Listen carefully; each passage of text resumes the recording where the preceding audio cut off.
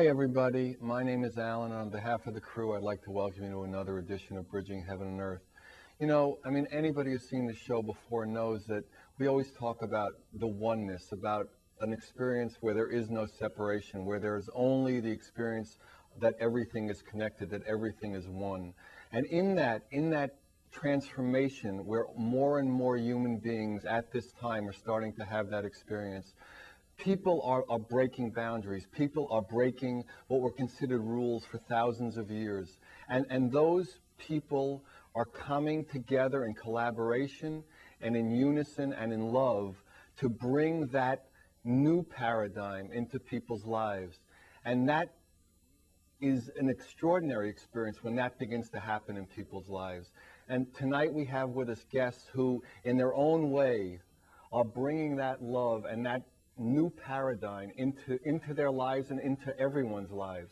We have with us Heather Ann Harder, who's running as to be the Democratic nominee as the President of the United States. Now, you know, people and women have run before for that office, but if people run where spirit and consciousness and love, is that the major proponent and the major priority in their experience of seeking that role? My guess is no, but that is what Heather Ann Harder wants to bring. She wants to bring that consciousness, that experience that she has had of that love and that connectedness into public life, into the service of all of us in that role. And it's an extraordinary thing. I mean, we could doubt, when I first met Heather, I said, you know, why would you want to take that on? And she really felt it was a service. And after spending a whole day together, I knew that that experience that she had was guiding her to take that service on. But her major concern and her major goal in her life and her dedication is to that love and that oneness. So, I mean, we're just honored to have Heather Ann, you know, with us tonight. And we also have people who play music together, who bring different, what people would consider dissident styles, or styles that don't fit together. And they fuse them into that experience of love, into that experience of oneness. And once again, what all these people, what Heather and Shanti and Annette can do is bring that love and bring that consciousness more, and just let that vibration carry us into where the boundaries break down. And when the boundaries don't exist, the only thing that exists on this plane at this time, or forever actually, is that consciousness and is that love. And that experience in a human body feels like perfection, feels like bliss. So Shanti Shivani Mathi, who's been on the show before, and we got so many calls that we wanted to have her back.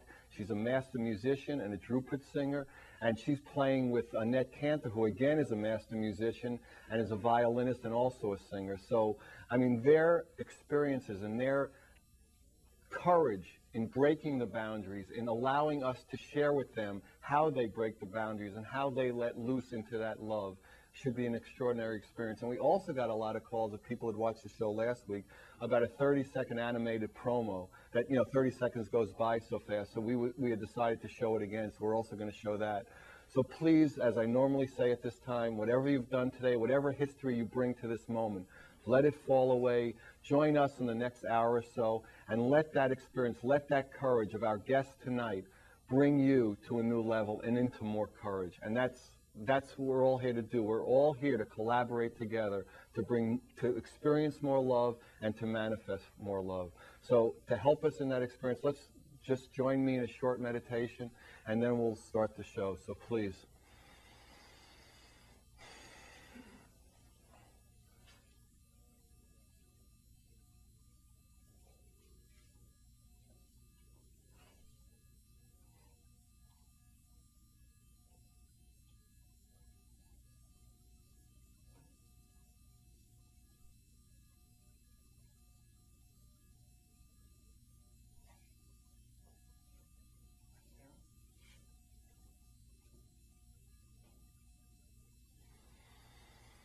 Thank you.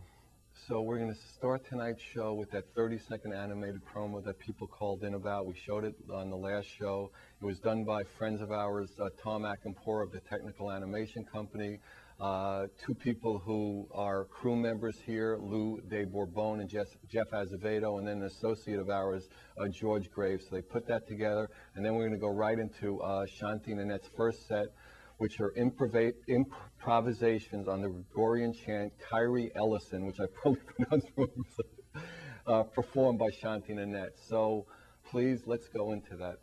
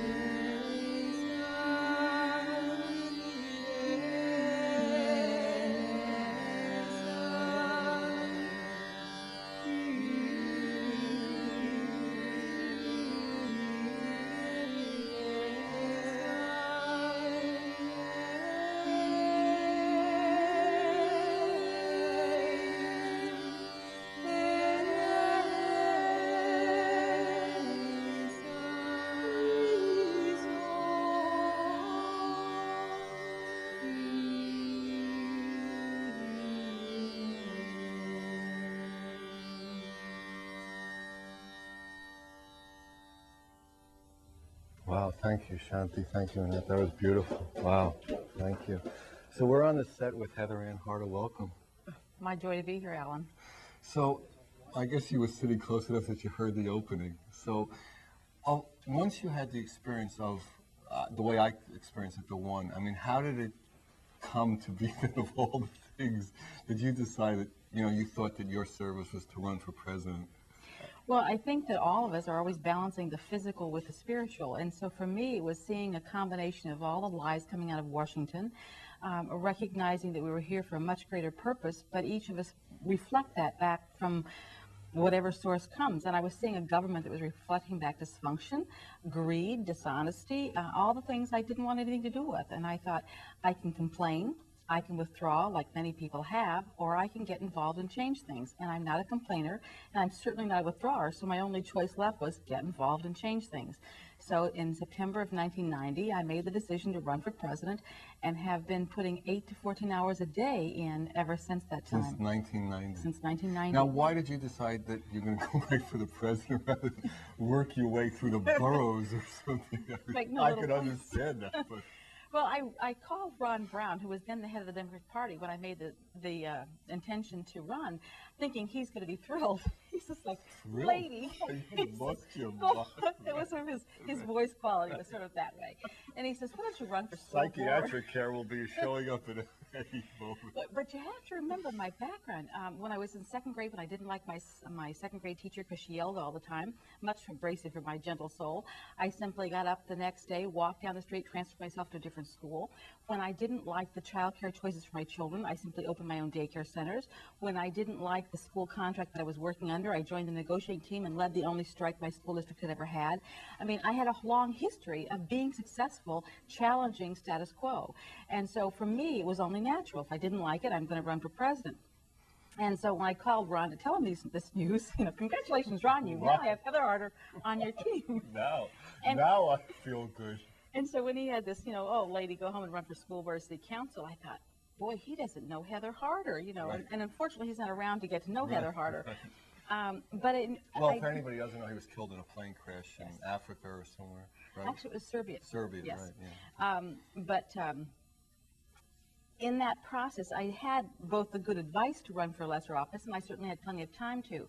But in thinking about it, in order to run for lesser office, I would have to become the liar that I didn't like in other people. So you move up the liar chain. Yes, I have to become really good at lying chain. to say, make me your senator, but I really didn't want to be senator. I wanted to be president, and that was only a step along the way. Right. So I chose the more non-traditional path of researching and studying. For 3 years, I researched everything I could about this country and our founding and our Constitution, and because of my spiritual and connections, I was also getting lots of spiritual information about this country and its founding.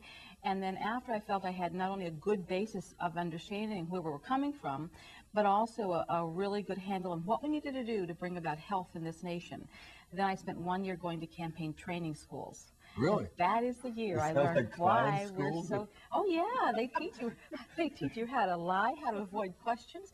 They teach How to wear you, a red nose? well, they didn't get that far, but how to Didn't go get people in fear, because when I can get you in fear, I can control you. Right. And so for 1 year, I really studied the process of being a candidate. And So after you that, find out what not to do. I learned the rules, not that I follow the rules. In fact, Right. one of the first rules they tell you is for a woman is never to appear in public in slacks, because you may offend some voters. So notice, I violate the rules. We but I have do no know the voters rules. on this show. Actually, our biggest audience doesn't have TV, doesn't have cable, and certainly doesn't vote. So I mean, you're fairly safe here. Well, I hope not, because No, that's really what we have to do is awaken everyone to Right. recognize the power is only at the polls. At one campaign training, they actually taught you, don't worry about everybody because everybody's not important. Half the people won't go to the polls or won't even register. And then Right. of the people that register, half of them won't show up at the polls. And of the half that do show up to vote, a third of them are going to be Republicans. If you're Republican, you've got their vote. If you're not Republican, you can't get their vote. Right. They're not important. And for the same reason, a third are going to be Democrats. Not important. A third are going to be what they call swing voters. Those are the people who vote for the issue or the person, Right. and they really don't know who they're going to vote for until they show up at the polls themselves. And those are the undetermined, unpredictable ones that politicians are taught how to identify, how to court, how to sway. And so my message So it's is never that they're all human beings, Oh, and no, that no. they all want love and they all. no. No, that is too No. weird. and truth. Oh golly, Right. you have to be this whole persona. In my world, I was a university professor, and in my world, if you claim someone else's words as your own, it was plagiarism. In politics, it's normal. You never Right. write your own Yeah, words or write your own speech. lying is It's too- always somebody else's words. Right. And so it was really a real cultural shock and awakening to the political process, which only made me more determined that we, the people, have become consumers of politics. And as you know, when you begin to look at someone's heart, you see a whole other image. And yet in politics, we stop with that plastic veneer. So part of our message is for all of us to become much more discerning, much more outraged at what they're reflecting back to us. Because every time we allow government to be that dysfunctional body, we are also acknowledging and allowing that dysfunction within ourselves. And we're the generation here that are here to heal the planet, heal ourselves, heal our government, and stop the dysfunction. So what would you, when you were going through this process, I mean, what would you identify as the biggest dysfunction? Where do you start? We only have an hour. No.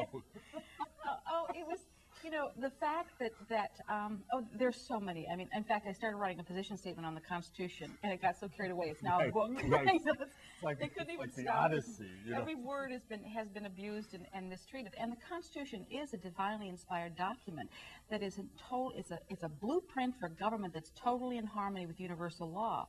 And most of the viewers of your show understand universal law. It's the highest level of law there is. It's God's law. And it's based on love. It's based on an honoring and a respecting and an acceptance of all variations. We're a country that talks about diversity, and yet we don't even honor our own cheekbones or our own teeth or our own breasts. We're always wanting to make them over because we can't accept the diversity within ourselves. And so we really have to get in touch with that basic process so we can begin to allow the differences within the country and then the differences within the world. But the dysfunction is so great, we have to narrow it down to at least one branch of the government or one field, and then we deal with that as dysfunction. So, and then you proceeded since 1990 on this process, and you actually were running in 96 and had reasonable success. I began after I had felt I had the background in every way that I could. Then I hit the road in May of 94, traveling this country. Went to 35 states, talking to everyone I could talk to, meeting in everybody's kitchen and living room. And you too can have Heather Harder in your home, just call. Just awakening people to the power they have within themselves if they just claim it. It's when all of us don't that we get into this kind of shape. And in that process, ran in 96 as a practice run. I knew I was running against a sitting president, so my chances were very slim, but I needed the experience. Found that getting on the ballot was its own experience. Yeah, right. Got on the ballot in about 6 states. We were on the ballot in Arizona. Texas, Democrats right?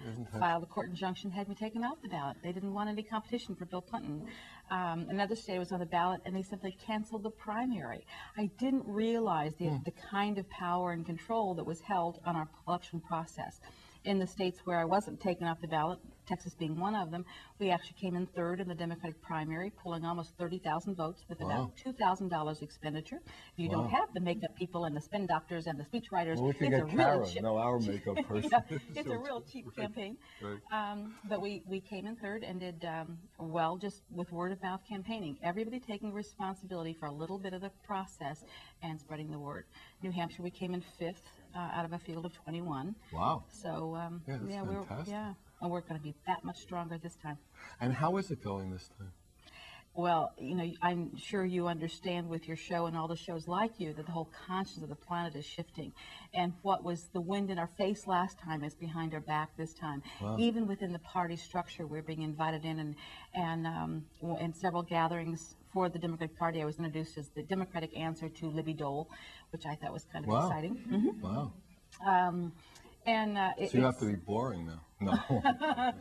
Sorry, Bob. Sorry, Libby. Well, see, I didn't mean it. The Democrats represent the will of the people, and the people of this country are really exciting. It's that we've become mute in the political arena. That's the problem. There's been a lot, a lot of people, for one reason or another, there's just so much violence and so much, separation and fear, So, it's really hard for people to connect. And, in the political process, do we have somebody who will treat us with dignity and honesty? And it's really not seen on the net, as you know, that's why you're doing what you're doing. Mm-hmm. But, so you also had training that was, otherworldly in a sense, right? To be this role. I mean, you know that this is your destiny in a way. Yeah. Why don't you tell people Well, about that? I was a very head person. I was a university professor. I haven't read a fiction book since 1967 when I read Atlas Shrugged. I didn't read. That's some last book to read. You went And it out on stuck that, with me. right? I was going to say. My journey has always been a search for truth, and many people talk about a search for truth. And my prayers were always to know truth. I didn't want anybody else's gobbledygook. I didn't want their baloney. I wanted to know truth. Well, as my prayers for truth intensified, truth came whomping me in the head, and it didn't fit my nice, neat little academic generally world. doesn't No, fit no. that And so, whatever concept we have. yeah. About. And so in that process, I began doing what I call conscious communication with spirit, so that I was able to literally dialogue. If your viewers have seen the movie Always, where Richard Dreyfuss is a character who dies and he communicates and guides a younger pilot and through his journey. Well, if you could imagine that younger pilot becoming conscious of Richard's presence and asking questions and getting answers. So you were the young pilot and getting answers from people who know that role, let's say. Except what we have agreed to be as the ambassadors of spirit on the physical plane. The universal rules for this planet is you have to be in body in order to have a say-so. Right. That's why free will is such an important process. And each of us open ourselves up to become ambassadors for the divine force, if you will. And the more we're aware of that, and the more tuned we are to that process, the more we can do that more admirably. And harmoniously. Yes. Where the wind is in our we sails. We don't whine as much. Right. We're not kicking and screaming. Like, why is this always happening to me? Right, it's smoother. Yes. And I was doing that, and so I was able to also ask lots of questions from a spiritual perspective to what was going on in the campaign. In fact, in one of the books I'd written, I had mentioned a communication I had with Abraham Lincoln, and that ended up being a real big issue in the political campaign in '96. I had one newspaper. It's easy to make you a kook then. Yes. Right. And one newspaper they had headline, "She talks to Abe, honest."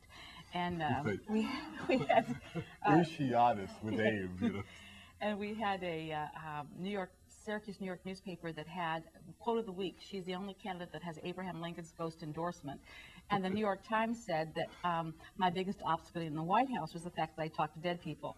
So what I did then after '96 campaign was over was write a book on interdimensional communication, telling everybody how to do it, because that way I'll look more normal. And everyone will have that experience. And it gives the topic much more credibility. And I also had then the avenue to speak about the spirituality that's already been in the White House. When I move into the White House, being openly in connection with spirit, I will be only one in a long history of people who have. George Washington, in his journals that are still in the Smithsonian Institute, have in his handwriting stories of his angelic visits that told him where to place troops and what to do with this country and the destiny of this nation. And don't cut down the cherry tree. They left that alone. And also the whole issue of honesty, and so on. So Abraham Lincoln had his seances, and those people who are all still very, very much heart connected with this country stand ready to guide anyone who's willing to serve this nation, not for personal agenda, but for universal good. So you see yourself in like a long line, in a way, of I made it sound like you were the first one. There I go again. See? No, but, I mean, wouldn't you say, I mean, you're doing it more up front. I mean, Abe Lincoln and George Washington. It was always up front. It was up front. Till we got to this Hollywood persona and afraid of what someone may say. Thomas Jefferson, Ben Franklin, and John Adams were working on the seal of this nation. They were at Thomas Jefferson's home in Monticello, which now is remote. Back then, it was way out in the boondocks. Right. They were working on this perfect seal. They were kind of frustrated. Jefferson got up and walked to his porch, and there in the garden was a cloaked figure. The cloaked figure told him what they were working on, what it was to be, what it stood for, the whole 9 yards. He was so thrilled because he knew that was it. He went back to tell the others and forgot to thank the man, turned around, and the man has disappeared into the night. Now, they record that in history. Now, if they were concerned what people would think, they would have just omitted where the thing came from and took credit for it. We have always been upfront with our spirituality until most recently when we've been more concerned with image and what other people think. And I think to get back to truth, we have to shake that off. And well, what caused that, do you think? What caused that, do you think? Well, I think that's flipped from honesty about the experience of spirituality and into, media hype. Media hype. When the media started creating the spins, which was the first time that happened was in the Nixon-Humphrey campaign, we began to worry about the image that was created, and that was for all of us because then media had us this thing going, and we wanted to have the right breasts, the right look, and the right hair, and the right body, and the right everything Nixon never else. got it. He never had the right breast. No, he didn't. No, never. There was a lot of things. Yeah, Nixon was, But, you know, I was was- short in a lot of areas. But spiritually, I was told that Nixon in time will be known as one of the greatest presidents we've had, which, you know, again, Where are we going? yeah, it surprised me, but Right. I've been given lots of things from spirit that you think, whoa, I didn't know that. Mm-hmm. But it always makes you look at things a little bit differently because we know the power from Wag the Dog that the media has to create Right, both the a illusion, positive right. or a negative illusion. So Right. we'll only know history when we all begin to be in open communication with spirit, and then we'll know truth. Uh-huh. So, I mean, how are you being received? I mean, how is that going? Like, as you travel the country with this message that, I mean, to this day is still an unusual message. I mean, people are excited when Hillary Rodham Clinton's running. And, you know, I mean, she has some open heart and stuff, but I mean, certainly spirit isn't the forefront of her campaign that I could tell, not yet. Neither is it mine.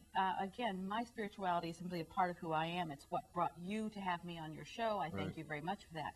But that's not why I'm running. The three issues that took me out of my home and my job and my family and everything else Into the motorhome. yeah, into the motorhome, was one, the Constitution. We have to bring back the Constitution. Two, we have to get one law, one bill, written in standard English, into effect. The way the politicians hide their pork and their favoritism and their campaign contribution paybacks are all through these convoluted laws that are 4,000 pages long, written in gobbledygook that we can't By possibly filthy read. lawyers. No, I'm a lawyer. So. I know. No, I'm But notice how I can Right. apply it. No, I know. You, for someone else, you would have said it. How would he take it? No, he's a filthy Well, lawyer. when No. 70% of our people sitting in Washington are attorneys, we have way too Way many too- representation of one Too much occupation. mouth going. The third issue then is the national referendum. So when we don't like what they're doing, we have the ability to call that issue to the front and vote directly on the issue. We've given our politicians way too much power. The check and balance that was supposed to be there in the Constitution has been so distorted, it's not It's there. been bought by the check. I think the check is. So that's those my three. message. Actually, you know what we'll do? We'll get back to those three. Let's have the second set with Shanti and Annette, and then we'll come back and we'll discuss each of those at length. So the second set with Shanti and Annette is a fusion of the Gregorian chant Salve Regina. Again, I probably got it wrong, but and a raga in Dhrupad style. And Shanti Shivani Mafi is going to do it with Annette Cantor is going to do it too. So please, I'm sure it's going to be fantastic. So just settle in, and then we'll come back with Heather in a minute. Thank you.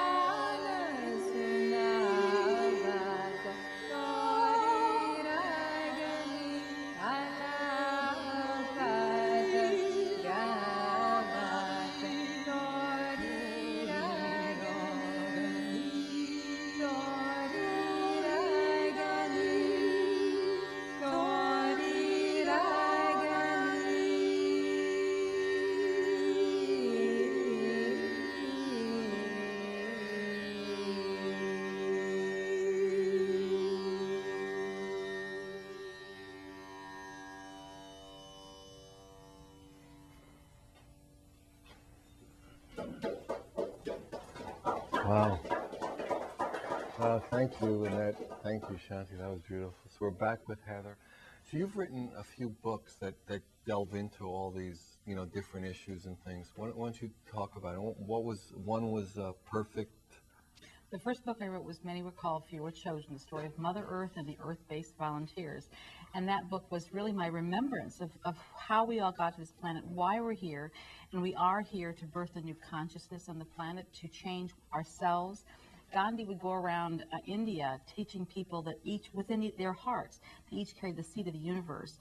And I think that's part of what we're all awakening to now, that each of us carry a tremendous force, power, awareness, that as we move into that spiritual understanding, we then activate it at a greater physical level.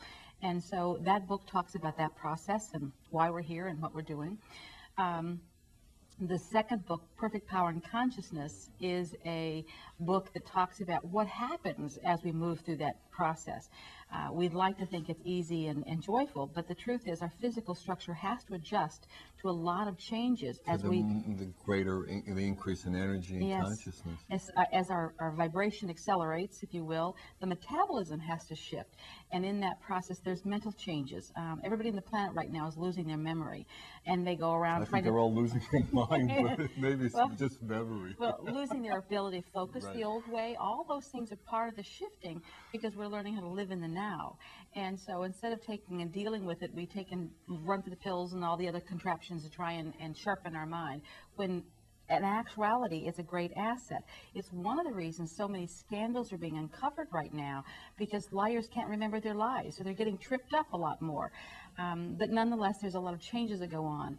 And each book that I've written, and I've got 4 out now and 3 more coming shortly, carry another piece of what I see as the puzzle of our own healing. And the 3 pieces that are coming, so we can give our audience. Well, again, the book on the Constitution, and we have to recognize what a tremendously powerful, sacred document that is. And when we become righteously indignant, we're not going to let our politicians muck around with it like they're doing. It's our apathy, it's our alienation, it's our cynicism to think that there's no hope for change that allows them to continue their destruction. We're being buried under a blanket of bureaucracy, and all we do is whine. We have to get up and take action. If you believe you're spiritually all-powerful, then stop whining, get active.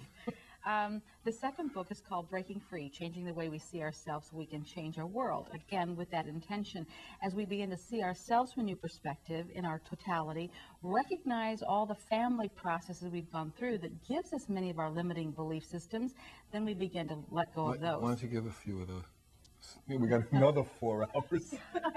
Hit the top few. That's exactly why I write the books, is because I go around visiting people and think, boy, they need to hear this. So I go home and write After another this show, chapter. you'll have an 18 volumes. Well, the basic part of being whole and healthy is to be real and to be totally vulnerable.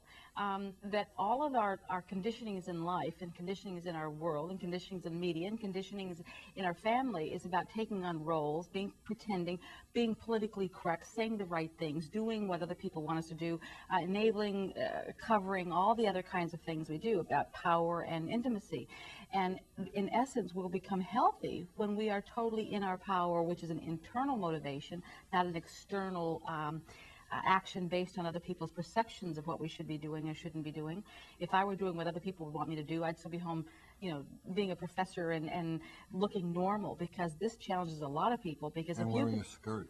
No, it's never been No, that. it's only- But if you have to believe that I have the ability to be president, and if you can do that, then you know that you have the ability to be anything that you want, anything that you dare to dream. And that challenges a lot of people. So they want to put me back in my box where they can be comfortable. The other thing is to be real. The layers of pretense we put in front of ourselves are a way of keeping us cushioned against others.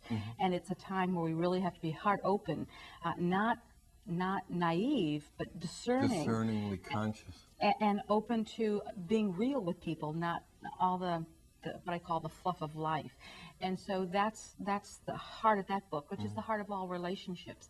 And then the third book is called The Game of Politics: How to Play It, Change It, Win It, What Every American Needs to Know. And it really is all the lessons I learned in the campaign schools and all the lessons I learned on the campaign trail in '96, so that we can all become wiser consumers of politics in order to change the system. The power is in each person if you claim it. Now, I mean, in a way, what you're describing, in a sense, is the spiritual path with a certain, context around it, the political context. Now, how do people have that experience of freedom? What tools would you suggest people who would like to have the experience of more freedom and break and have the courage and blah, blah, blah? Well, as we know, behind the action is the thought, or the word behind the word is the thought, behind the thought is the intention. It all starts with intention. As soon as you intend to be a force for healing in this country, a healing of our government, as soon as you intend to find your own truth, then the universe starts rearranging itself to bring that to you. And so the first is people have to make the intention that they can make a difference. They want to make a difference. They want a healthy world to pass on to their children and their grandchildren. Then certainly get involved with our campaign. We're on the web. People can look us up very easy, www.harder2000.com. They can begin to take action. Action is what kills the apathy. Involvement does away. Creativity. I mean, love manifests as creativity, and then you have an experience. Well, I mean, you're in a physical body, so you're going to do it anyhow. And everything coming from a creative source is pulling from that soul energy. And once you awaken that soul into your life, it doesn't get put away easily. And that's the transforming ingredient in all of our lives. And it's the spirit of this nation that we have allowed to become very sick and very controlled and very manipulated. And when people call forth the spirit of this nation in their prayers and their meditation, when they call forth the awareness and the intention of the founding fathers, boy, it's there big time. In fact, I had one fellow recently who was a little concerned about my spirituality. He was a rather respectable man and was concerned about my talking to dead people. And so he called me not too long ago that Abraham Lincoln appeared to him and said, Wow. you call Heather Harder. Really? Call yeah. Heather Harder? Holy Christ.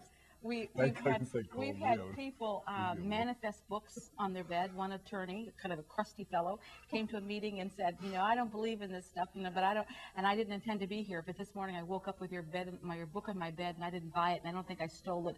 And Really? I live alone, so when your book was there, I'm coming to hear you. Oh my God. So That's this great. campaign really is a very spirit-driven Now, do you get process. royalties? That's the question. Well, I'm sure I Not do. on that level. You get a lot of royalties from it. Inner royalty. But it's that kind of process. People have to start the intention. Now, if they want information how they can help the Heather Harder campaign, we have, they can contact you. Right. They can look us up Right. on the Yeah, web. at the end, I'll tell people how to get. We've all kinds of materials put together this time for what people can do. In '96, when people asked me, what can I do to help you? I say, pray, follow your guidance, because I was over my head. Right. Now we've put together some booklets that tell people how to facilitate a campaign. We've got boxes that say it's a campaign in a box. And we've got videos that talk about my politics and spirituality. And as all well the as knowledge. issues and all the things we've talked about. So, and it's all based in that process. But most importantly, arm themselves with truth. Read the Constitution. When you read the Constitution and see that little teeny document that clearly states that we have the power, they're in our inalienable rights, and the government can only do the things that we allow it to do, and 17 very limited and defined roles. And then we look at what they've done with this convoluted process that right now, if you chose to spend every day of your life spending 8 hours a day, assuming you could read the laws that are written to cover your life, and you live to be a very, very, very old man, you couldn't possibly read the laws that govern you. That's ridiculous. If I ever decide to do that, call out the hit squad, please. Finish me. I must have gone very bad. Yeah. Well, that's the problem. That's the amazing part. And that's the part we've got to stop. And I call my information radical common sense. And you find that just because that is really taking hold, and as you travel around, people who you wouldn't expect to really be, if you have any expectations at all, are just coming aboard and wanting to participate and wanting to change this crap once and for all. They stumble on the web page. They hear me on the radio. I do a lot of radio. They see a show. Somebody shares a video. Someone passes out a sheet of paper. Someone wears a button. All the ways that Spirit has of sort of helping people awaken is drawing them in. And we're getting tremendous numbers. And hopefully with the show, people will also say, hey, that's a lady I want to hear more about. And check me out. But mostly stay in their place of discernment and ask no truth. Because once you begin to seek out truth, you won't be fooled. The Bible talks about this time, what I call the end times. It's not the end of creation. It's the end of time-space continuum, which is a limiting factor. But they talk about during these end times that there'll be many false prophets, and even God's most elite will be fooled. Well, I figure if God's most elite will be fooled, all of us will be a little bit fooled. And they won't be fooled by obvious con men. It'll be people who really believe what they're saying. So it really discerns all of us, serves us well to stay in that place of discernment and call forth truth in everything we read, everything we listen to, everything we watch. Does it resonate, truth? Does Yes. it feel right? And resonation of the truth is in the body, not in the mind. The mind can be fooled. Right. The mind's got ideas. But you feel that soul energy. God help us with those. Well, again, when we get in harmony with body, mind, and spirit, then the mind becomes a great ally. Well, it's who's in control. Well, it's when we're out of balance with it Yeah, that there's it gets out of. disharmony. So our job is to bring balance in government, bring balance within ourselves. And when we get healthy, we won't tolerate a dysfunctional government. So again, the government is giving us a great opportunity to see the dysfunction there, to go, I don't want a part of that anymore, as we heal Usually ourselves. we can just see it in our family. We don't have to go even further than that. So, I mean, I remember I asked you this the first time we met, and, maybe our viewers would like to hear your explanation of it. I mean, I know that there's an experience of one, and the boundaries of countries are idiotic on some, on some very simple level. I mean, but you talk about the United States and our country. Now, to some extent, I don't identify. I mean, I know an American. I know, we're in Santa Barbara. So, do you see that as a limiting factor, or that's like a step for you to, expand into the all the countries and the whole world, instead of America and Britain, all the separations that we recognize now? Well, we're moving through the stages. We have been a very third-dimensionally defined planet. We've been a third-dimensionally defined world, which means that everything is defined by its boundaries, by its taste, touch, sense, physical imprint. And then we're moving from that into what's fourth dimension, and I describe those in both of the, many were called, and perfect power. Fourth dimension is defined as that search mode. We know there's something beyond those five senses. We don't know quite what it is, but we want to look for it. And so in that search mode, we look for that something. In fifth dimension, we begin to find it, and it's sort of like a zigzag. We find it in some places, and we still have to pay the mortgage, and we get pulled back to third dimensional reality, and we sort of wobble back and forth.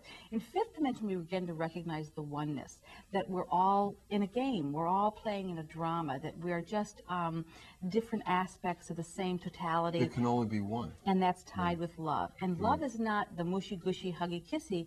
It's the respecting and honoring and recognizing that we each have a distinct opportunity to grow in our own distinct way, and that as soon as when I honor your path, then you honor mine, we both grow from that experience. And what I do to you affects me, and what I do to the tree affects me. Because exactly, there's no separation. And if we understood that, the way we would treat each other in the oceans, the mountain, and other countries, other races, what we consider other countries, would just be completely different. But in that process, we recognize that what I do with me, how I carry myself, my dignity, my honesty, my integrity affects all things. So we again take that attention back to ourselves. I don't try to dictate your path, even though I might have a great idea for how you should live your life. We all do. You can get in line behind my parents and 1,000 other people. I think we've got this earth thing all wrong. We should each be assigned someone else's life to run. But in the process... What would we do with our parents? They have to have some say. In my book, Many Were Called, in the beginning of the book, I say that I thank my parents who taught me to stand tall in the face of adversity. What I didn't say is they weren't the adversity. No, please, Heather, don't open your mouth. Are they still alive?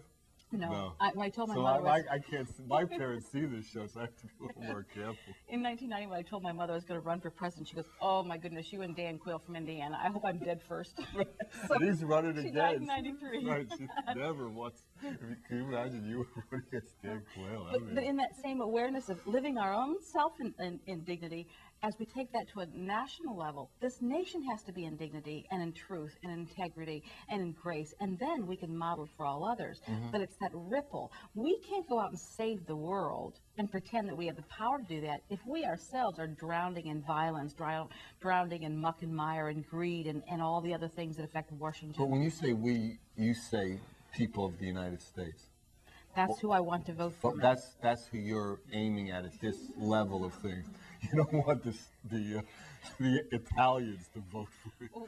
Not the Italians in America, we know that. One columnist said that don't laugh at her because she talks to dead people. The dead are a very large voting bloc in my area. That's right. And they're still walking around, actually. Yeah, in Chicago, they're probably running a few of the precincts. So.